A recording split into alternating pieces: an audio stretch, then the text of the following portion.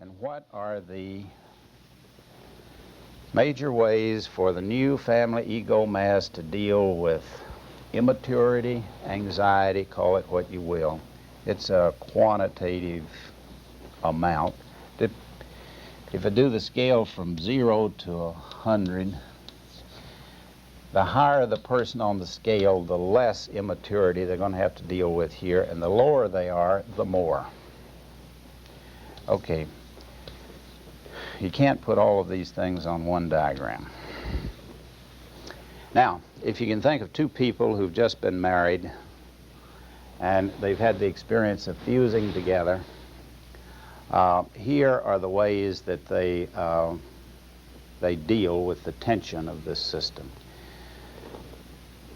Keeping in mind that keeping distance from each other is one of the better ways. I list the three ways they deal with it because these are the three things that end up with symptoms. Number one is marital conflict. And I would see marital conflict as a way of these people maintaining the distance from each other. In other words, and this is pretty characteristic of a conflictual marriage, there are people who get into the fusion and they get angry and they separate.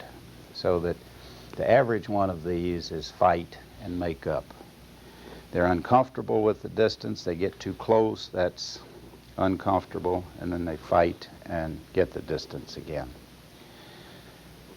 The second way that people deal with this is dysfunction in one or the other spouse.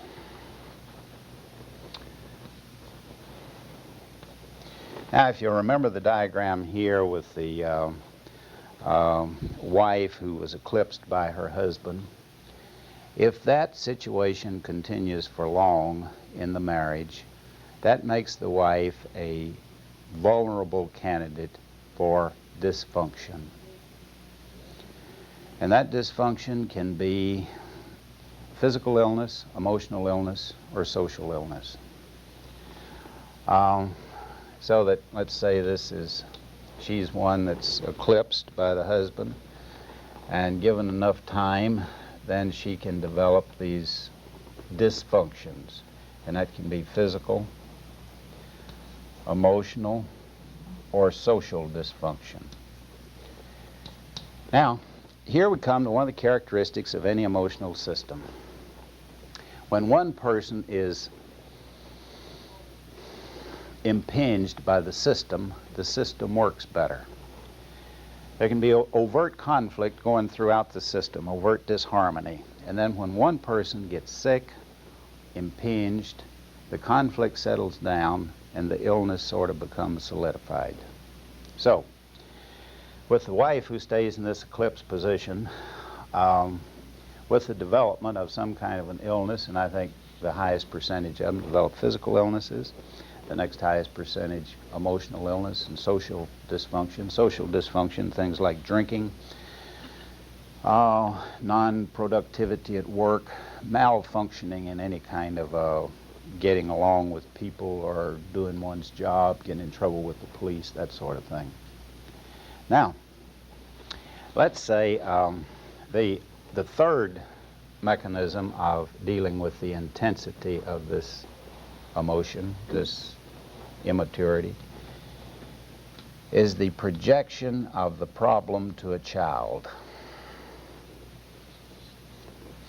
Here comes another characteristic of emotional systems and of families. The family deals with its problem, its immaturities, by projecting it forward into the next generation. The parents are the more functional ones in a family, and in time of stress, they will foist the problem off on the kids.